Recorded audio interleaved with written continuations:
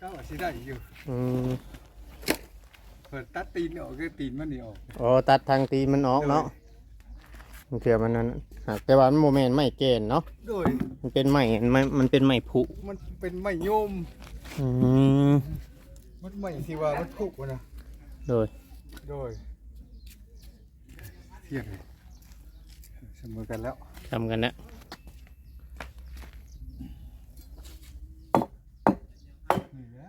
โอ้ต้องผิดนะมันโมมีเสาเราโดยเสาบ่มีมันจะอยู่เย็นบาดนี้นะอยากได้ห่านเฮ้ยไม่สบายบ่เวียงแน่เรากินข้าวด้วย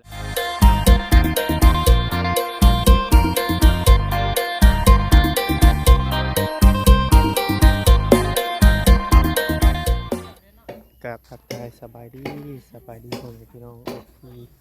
เบิร์ดสู่คนอย่างเนาะทางฝั่งลาวฝั่งไทยหรือว่าทางต่างประเทศพี่น้องแม่เอฟซีที่เข้ามาเบิ่งมาชมเนาะเข้ามาติดตามกดไลค์กดแชร์พี่น้องเนาะเดี๋ยวประตูวันไส้ก่อนพี่น้องเนาะเพิ่นเฮ็ดหยังเด้ปกอยู่พี่น้องเนาะ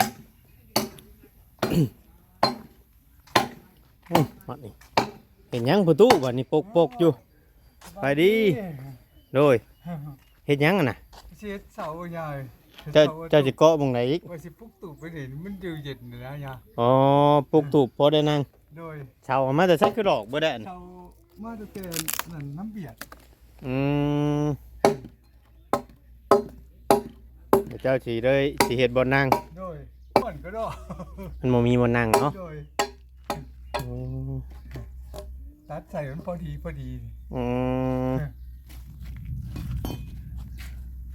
ยังเสานั่นบาดนี่เสานั่นบักใหญ่นึงโอ้ยเสาไรเป็นสิตัดขาดปุ๊บอ๋อตัวนี้บ่โดยอ๋อเอ้า3เสาบ่ตัวนี้ก็สิเอาบ่ซะบ่มันดอกเลยได้สิเอาเสาใช้บัดนี่เส้นตัวกลมๆไม่น้อยเอ้าคือว่าหรอกคือว่าเปื่อยคือกันน่ะโดยดอกตัดใส่อะไรยังกะว่าได้อยู่เอามาเบิ่งดิกะว่าสิได้อยู่เปิดตัดตีนออกก็ตีนมันนี่ออกอ๋อตัดทางตีนมันออกเนาะมันเถื่อมันนั้น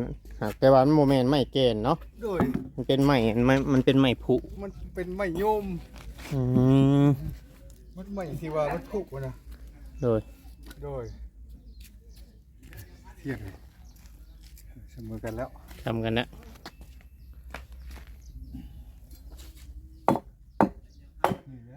โอ้ต้องผิดนะ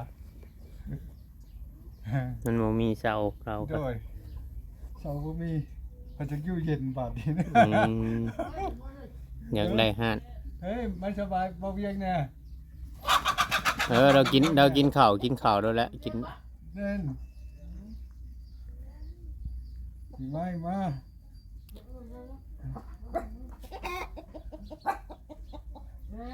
ไม่เอามาวันนี่แหละไม่เพิ่นว่าให้แต่มันเปื่อยไปเลยเนาะมันใส่บ่ได้เด้อจูไผ่นะเป็นพิษหนึ่งเข่าตัวนั้นแหละแม่มาจูพื้นจูไผ่โดยทำมันพ่ออะไรจะเอาบ่เนี่ยไม่ดีว่ะพ่อมันแล้วว่ะโดยกินข้าวด้วยตัวไล่ยังกินข้าวแกงไม้เนี่ยอ๋อโดยก็นึกในใจเลยพอดีแล้วเป็นเสาตุ๊บว่ะหักบ่ปาสวยมาเห็ดเสาตุ๊นั่งว่ามันนะต้นตะกบมันอยู่ตามแดนมันห่มกับห่มมันบ่ได้จังหวะเนาะบ่ได้ที่มันก็ถามเลยพอสิเอามือให้เจ้าก็อยู่เอาพิษมือให้พิษเขาอ่ะตื่นมาบอกแล้วบอกแจ้งเนาะมันมั่งตูบมันบ่มั่งอันนี้อันมันก็อันชลาเคลื่อนมาอย่างนี้โอ้มั่งออกเห็ดใหม่พอดีไปขายอันสังกะสีวันเลยฮะวันย่าเห็นนั่นแหละได้จากโลวันพอดีได้อันนั้นแต่30 โลเป็นโลละพันอะไร เป็นไหนโลละพันได้30,000โดย เออ เงินมากับชื่อหันชื่อที่กินเมื่อแต่เมื่อวานนี้ อืม เงินดับ30เนาะมี แม่น สั่ง มื้อนี้ มาได้บอกเวียงเอ้ยกินข้าวนะมึง โดยเอากินโดดตู้เฮากินน่ะเมื่อกี้นี่ ว่ามื้อนี้บ่ได้ไปไสมื้อนี้อยู่เพื่อน อืม เมื่อยไปอันบ้านไอ้ทรายบ้านนี่แหละ มันไกลเนาะ โดยหักยู่เพิ่นน่ะเด้ก็บ่สิเมื่อยแฮง อืม เว้าขอโทษนะญาติยันอยู่ตลอดเนาะโย แม่นก็ไปไกลก็บ่ต้องเอาเราไปนํเฮาเอาว่ะไปไกลก็ไปแต่เจ้าผู้เดียวแบบนี้ แม่น เอาเราไปนํบัดนังเราย่างไกลบ่ได้บัดต้องได้ขี่ล้อ แม่น เจ้าบัดได้ยู่บัด โดยกับบ่อยู่เพิ่นบ่คัดบ่เจ็บบ่โอ้อย่าเป็นสู้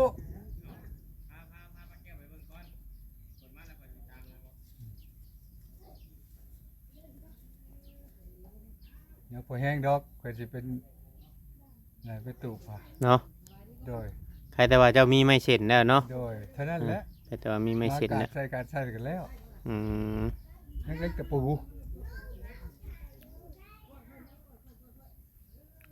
ติดตะปูอีกพี่น้อง โด เอ้ย ย เบิดหลายโลเติบแล้วเผื่อสิได้ อันนี้แหละเอาเตียงนี่แหละเข้าไป อ๋อไปเฮาเฮ็ดแต่โครงหลังมันน่ะสิบ่ โดย แนวเตียงเข้าไปทั้งพื้นมัน โดย ก็ได้คือกันนะแบบฉันเนาะ แล้วก็สิเอา อืม อากว่าขากระต่ายกระตีด้วยแล้วมึง มุงไปก่อนเนาะ โดยพอได้ยินนะนะ โดยพอได้ พออยู่ นั่น นี่บ่มันหอด มันห่อนแฮง มึงนี่เกือบพดออก โอ้ ขนาด หอน มัน แฮง อยู่นอกได้นี่ โดย คันอยู่ในซ้ำใดบัดนี้ โดย แต่เหือ อืม ซ้ำแล้วแต่เข้าเตาอบ แม่นสำเจ้าปลูกต้นตะกบอยู่เบื้องนั่นมันใหญ่มันยังมันสิห่มมาสิอยู่ถ้ามันออกไปทางคุณเฮาก็ตัดเนาะ ปัดถึกกะอันย่ำเช้าอะนะ อืม บ่ถึก น้ำแดงขี้เนาะ โดย ชวนหลายบัดตอนเช้าตอนเว้นบ่ค่อยอยู่เนาะ แม่น จะไป อยู่เลย ไปตลอด โอ้ง่ายๆเห็นหน้าอยู่เพื่อนบ่ได้ไปไสดอก อืม เขาบอกไปเห็นหน้าอยู่แล้วเป็นพุ่นแล้วอยู่ทางกันหุน เลยว่านะทำเฮาบ่หาว่าบ่ได้กิน แม่น มันต้องได้หา ดิ้นรถแน่หน่อยนึง โดย กิน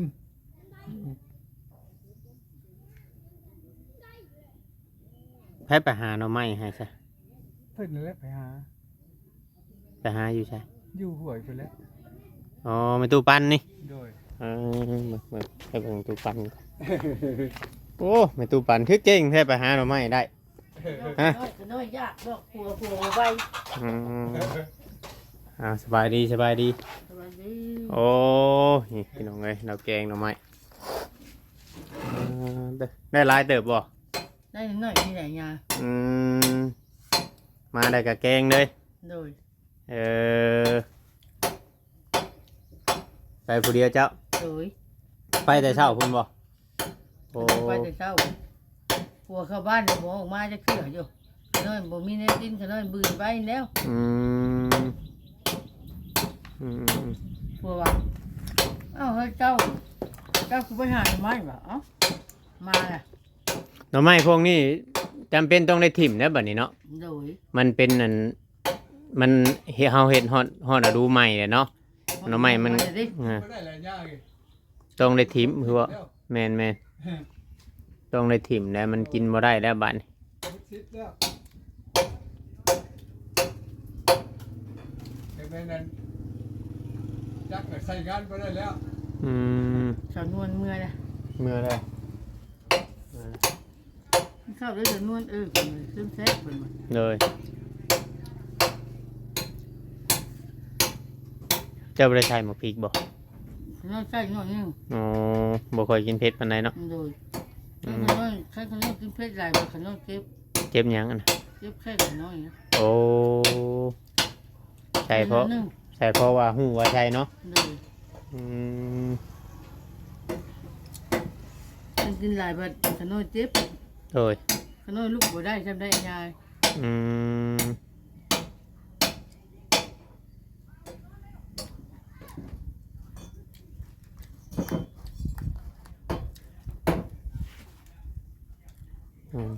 พี่น้องเอ้ยแต่ว่าเราเลยมุงเลยยังแล้วฝนตกมาบ่ย่านดอกบ้านบ่หัวดอกบ้านน่ะยังนั่นอยู่เราเฮ็ด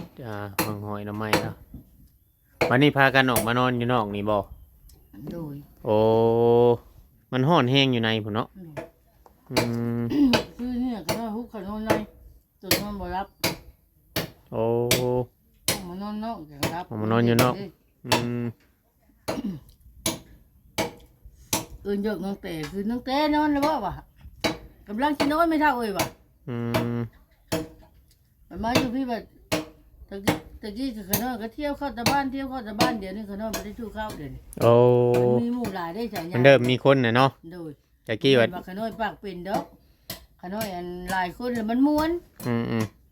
ตะกี้บ่ค่อยมีไผมีแต่เฮือนเจ้าอยู่นี่เนาะแต่เทืองเราก็ไปอยู่ในพุ่นเนาะ โดยถ้าเพื่อนอย่างสาวไม่เห็นนะ อืม เพื่อนสาวนางเหรอ อืม เพื่อนก็ยังไม่สู้อยู่ได้ อืม คือไปเวียกเพื่อนเหรอ เราเป็นคนไปหาเฮ็ดเวียกเฮ็ดงานเนาะ โดยเมื่อยังกับเพื่อนไปหากินหาย่ำเพื่อน อืม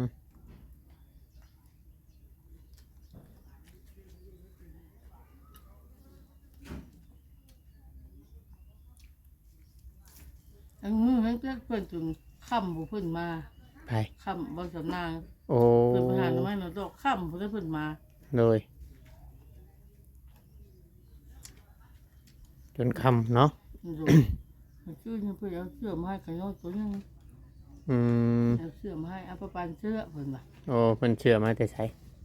อันเอาเสื้อเพื่อนนั่นเจ้าเพื่อนเอามาใส่ขนมโมโห อืม เพื่อนมาให้ขนม อืมแบ่งปันกัน เพื่อนว่าว่านี่ยาตกเสื้อแขนยาวให้อยู่ประปานเอ้ยเพื่อนมา อืม เดี๋ยวไปซื้อแบบ ไปหาชื่อเนี่ยกินบ่จ๊ะชื่อหน่อไม้คือเก่าชื่อหน่อไม้มาแกงอยากกินแกงหน่อไม้ น้องเต๋มันก็มักแค่นั้นหน่อไม้น่ะ แม่ว่านนี่ก็กินแกงหน่อไม้มื้อนี้ก็กินแกงหน่อไม้อีก ของกินน่ะ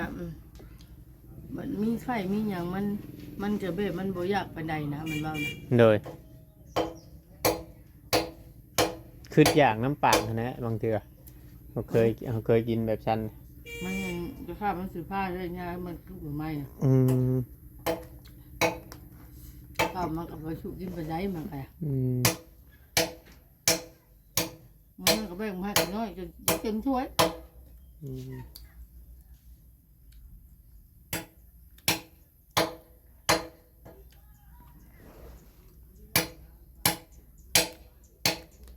กินแกงหน่อไม้พี่น้องเป็นตู้ปันเดี๋ยวมึงประตูตัดอันนี้ต่อย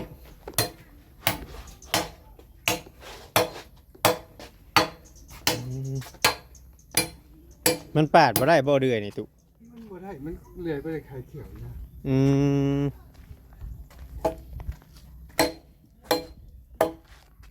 ว่าเดือยปาดได้ยังว่าเดือยตัด โดย มันบ่โดนปานใดดอก ปาดไปได้กับมีแต่ตัวนี้แหละเป๊กเป๊กเลย กูบ่ได้เนาะ โดยเลื่อยเป็นไข่เขียว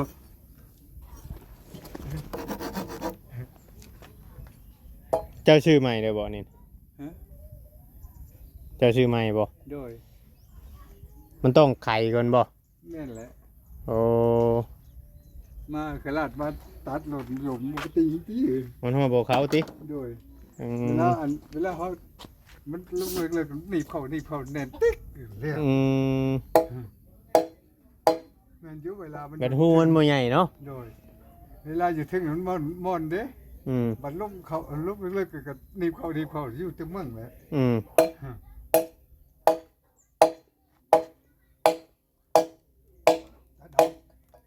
แล้วก็มืดล่ะ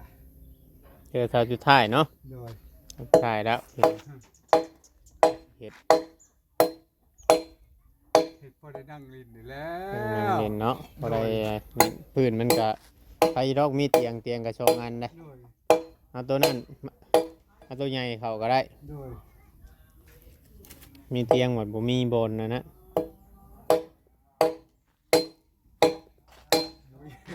มีสถานที่ แม่นบ่มีสถานที่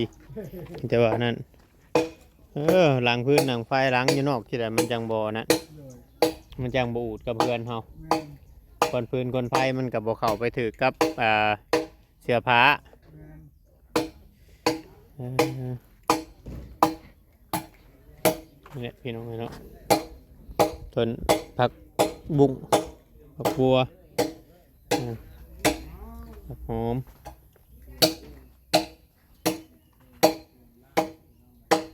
มายังผักกาดน้ำนี่คือวานนี่คือเต็มปึ้งอยู่ไปทางใดเบิดมื้อนี่ มันเปื่อยนะน้อยในโลกแกงกินแหละ โอ้มันเปื่อย โดยมันผลท่านเปื่อยบึงโอ้ยบ่เป็นการแล้วอ่ะ อืมยกเรียบร้อยแล้วเนาะแกงกินเรียบร้อยแล้วเนาะอื ยก ม กองแล้ว อืมเบี้ยยังแค่ตู้ตัวนี้ตู้อันนี้ มักเพชร เบี้ยเพชร โดย อืมแล้วก็เบี้ยเพชรกันเบี้ยบางหุงก็มีเนาะ โดย เต็มปึ้งอยู่อันนี้เจ้าน้อยเนี่ยก็ได้ปลูก เด็กจะว่าไง2 อาทิตย์ก็ได้ปลูกแล้ว แม่นแม่บัดบางหุงห้องเจ้านี่คือว่ามีแต่บางหุงผูเนาะ โดย มีแต่ต้นบางหุงผู ผู้มันแต่บ้านแล้วเป็นมาคุ้งแม่ได้ ฮะ เป็นหมากเซยน่ะ เป็นหมากอยู่บ่ เป็น โอ้อืม ก็มีเป็นคนนอกบ้านปักถิ่นมัน บ่ ทำมันเป็นติ๊กออกเนาะ อืม หวานใจแล้วผมโอ้ย บ่ มาแล้วมันเป็นหมากเฉยว่ะ อืมโดย เดี๋ยวฉันเบิดสิซื้อ อืม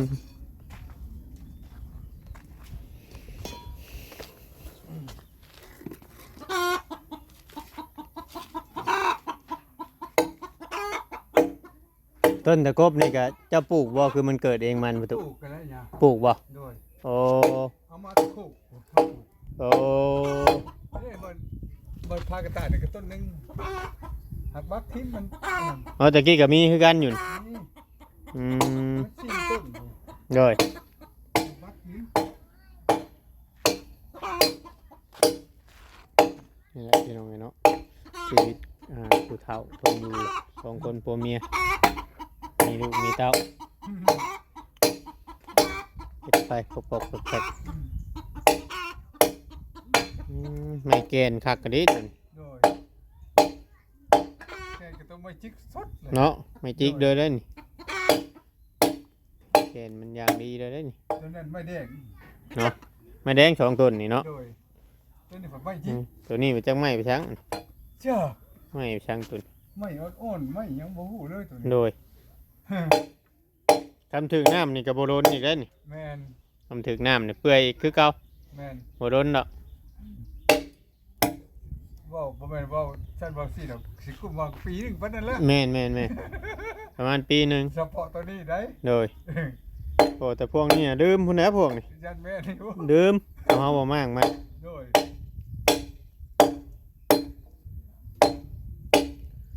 เอามีแต่ให้ประตูเฮ็ดเวียกไปพี่น้องกันเนาะ โดย เฮ็ดเวียกของเพิ่นเฮาก็เข้ามาอัปเดตให้ FC เบิ่งให้ผู้รับผู้ใหญ่เพิ่นเบิ่งพี่น้องกันเนาะทั้งเทื่อว่าเพิ่นเห็นจังไดก็อยู่ดีมีแฮงเด้อประตูเด้อ โดย สบายดีโดย อ่า พี่น้องเอ้ยเนาะเดี๋ยวให้แนะพี่น้องวันนี้เพิ่นก็ออกมาล้างไฟอยู่พี่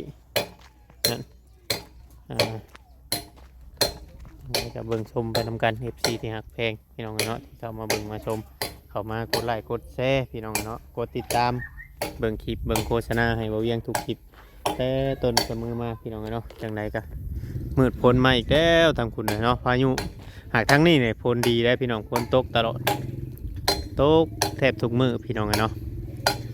ทางบ้านเฮามันนั่งก็ตกอยู่แต่เป็นตกเป็นตอนกลางคืนเนาะเพียงเนาะแต่ว่าตอนเย็นมามันบ่ได้ตกพี่น้องเอ้ยเนาะจังไดก็เบิ่งชมไปนำกัน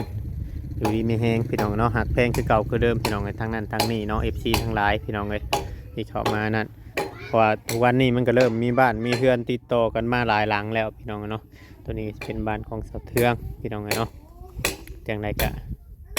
บ่ว่ากันพี่น้อง FC ที่เข้ามาทักทายที่ว่านู่นนั่นนี่เฮาก็ทายให้เบิ่งเบิดทุกบ้านพี่น้องเอ้ยเนาะจังไดก็เราเบิ่งเราชมให้ใครแต่ว่าเพิ่นจงทางเข้าพี่น้องเนาะจงทางเข้าเพราะว่าเพิ่นมีดินแปลงอยู่ทางในนี่สมมุติว่ามีผู้ซื้อผู้หยังก็จังบ่ได้โชว์ในเรื่องทางเนาะเพียงเนาะสำหรับคลิปนี้ก็บ่มีหยังหลายพี่น้องบ่เวียงก็ล่ำลาไปก่อนพี่น้องอยู่ดีมีแฮงเนาะ ขอกล่าวคำว่าสบายดี FC เนาะ